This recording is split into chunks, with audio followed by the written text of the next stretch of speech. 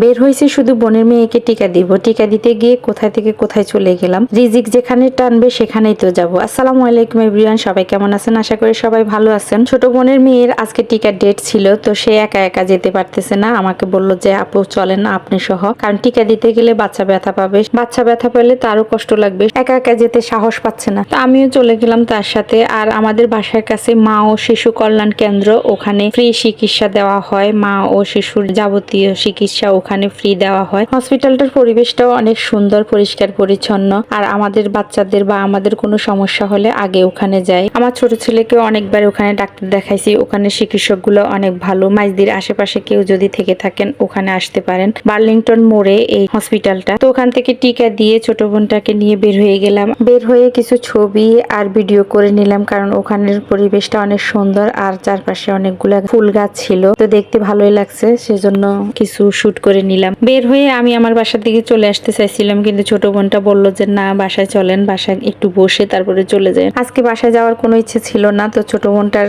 অনুরোধে চলে গেলাম বাসায়। আর বাসায় গিয়ে তো দেখি যে আম্মু নাস্তা বানায় রাখছে। যাওয়ার সাথে সাথে নাস্তা নিয়ে আসলো। আসলে তখন সকালবেলা ছিল, সেজন্য ছোট বোনটাও খেয়ে যায় নাই। আমি বাসা থেকে নাস্তা করে আসছি। তারপরও আম্মুর হাতের পিঠা, খেজুরের রস, তরকারি, মাংস তরকারি ছিল, এদিকে শাক তরকারি ছিল, সব নিয়ে আসছে। আর এগুলো দেখে না খেয়ে পারলাম না। আর খাওয়া দাওয়া করার পর আবার আম্মু চা বানায় নিয়ে আসছে। সবাই মিলে কথা বলতে বলতে চা খেয়ে নিলাম। তারপর আম্মু রান্নাঘরে চলে গেল। রান্নাঘর থেকে আবার দেখি যে আম্মুর আচার নিয়ে আসছে, আমের জুড়ি আচার। এটা যখন বানাচ্ছিল আমি কিন্তু ভিডিও দিছিলাম তখন, তো সেই আচারটা আম্মু ছিল না, সেজন্য খাওয়া হয় নাই। এখন যাওয়ার সাথে সাথে আবার মনে করে সেটা বের করে দিল। তো এটা খেতে কিন্তু অনেক মজা। এটার মধ্যে আদা কুচি করে দেওয়া আছে আর আমের গুলা কুচি কুচি করে দেওয়া। খেতে এতটা টেস্ট, অন্যরকম একটা আচারের টেস্ট। কারা খেয়েছেন আসলে আমি জানি না, তবে যারা খেয়েছেন বুঝবেন এই আচারটা অনেক মজা। এদিকে খেতে খেতে ঝুম বৃষ্টি আসছে। আসলে কি যে ভালো লাগতেছে, বৃষ্টি দেখে তো অনেক মজা লাগে। তো বৃষ্টি উপভোগ করতেছি জানালার পাশে বসে বসে আর আচার খাচ্ছি। চারপাশে এত ঝুম বৃষ্টি দেখতেছি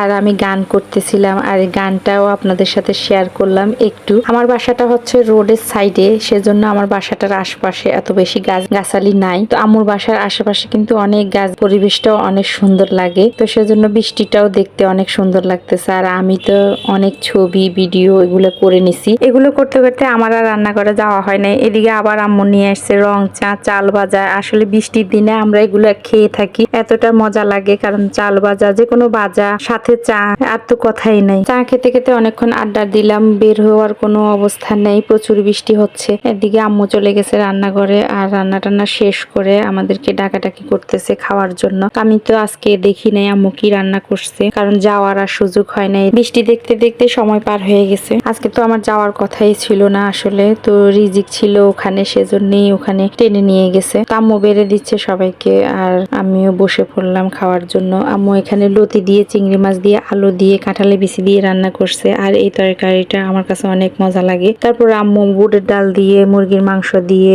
আলু দিয়ে রান্না করছে। ওটাও অনেক মজার একটা তরকারি। তা আমি তো শুধু কাঁঠালে বিচি, লতি ওটা দিয়ে খেয়ে নিছি আর অল্প একটু নিছি ডালেরটা। ছেলেরা কেউ যায় নাই, বড়জন বাসায় আছে, ছোটজন স্কুলে গেছে। তো আমার ওদের জন্য খারাপ লাগতেছে, কারণ ওরা দুপুরবেলা কি খাবে, আসবে তো না এখানে। বৃষ্টি না থাকলে হয়তো আব্বুকে দিয়ে ওদের জন্য খাবার পাঠাই দিতাম, কিন্তু বৃষ্টির জন্য আব্বুকেও পাঠাইতে পারলাম না। তো আর কি করা, আমি খেয়ে নিলাম, আমার আম্মু আমার সাথে খেয়ে নিছে। খাওয়া দাওয়া শেষ করে কিছুক্ষণ রেস্ট নিয়ে আবার বের হয়ে পড়লাম বাসার দিকে যাওয়ার জন্য। সাথে আম্মু ওদের জন্য খাবারও দিয়ে দিছে। আর বের হয়ে দেখি যে বাসার সামনে ছোটখাটো একটা নদী হয়ে গেছে। আর এই নদী পার হয়ে কিভাবে যাব সেই চিন্তা করতেছি দাঁড়ায় দাঁড়ায়, কারণ এই পানি দিয়ে আমার তো যাওয়া সম্ভব না। পানির কারণে কোনো রিক্সাই আসতেছে না। অনেকক্ষণ দাঁড়ায় থাকার পরে একটা রিক্সা আসলো, পরে রিক্সাতে উঠে গেলাম, বাসার দিকে রওনা দিলাম। তো আজকের মতো ভিডিওটা এখানে শেষ করছি। সবাই ভালো থাকবেন, আল্লাহ হাফেজ।